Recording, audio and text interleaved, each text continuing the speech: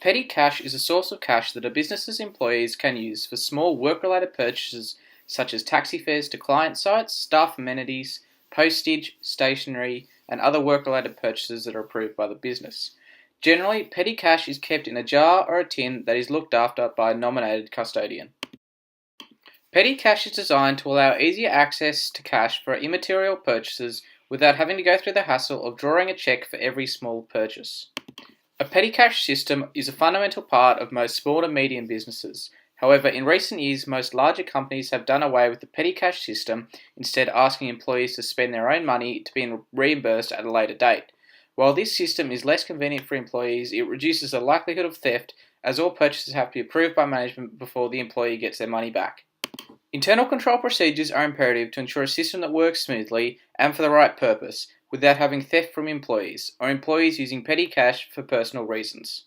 Firstly, establishing responsibility for petty cash through nominating a custodian is essential, as any discrepancies at the end of the month can be traced back to that one person. Next, maintaining adequate documentation is a must through the collection of receipts of purchases before reimbursing cash. Physical security of the jar involves locking the tin, with only the nominated custodian having access to it. Further, after business hours, the petty cash tin should be hidden from sight and stored away securely.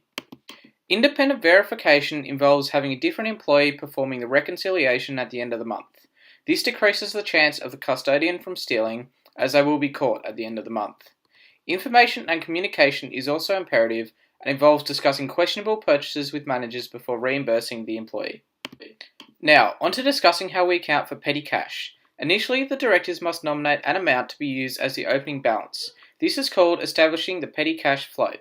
Let's imagine the business chooses $100. First, we must draw a check to cash of this amount from the bank. This involves crediting the bank account as it decreases and debiting the petty cash account as this increases. Throughout the month, purchases are made and replaced by receipts. Let's imagine this business has the following purchases in the month of March. Stationery, $10. Taxi fare, $12. Taxi fare, $8. Staff amenities, $6. And postage, $2. At the end of the month, we must now perform a reconciliation. This involves counting the purchases as shown and reporting in a replenishment report. As shown, the business incurred $38 worth of expenses.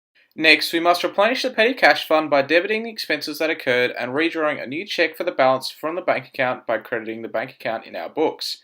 This would mean a check of $38 would have to be written and cashed. Minor discrepancies sometimes occur at month end due to incorrect change being issued. This immaterial balance is posted to an account called cash over and short.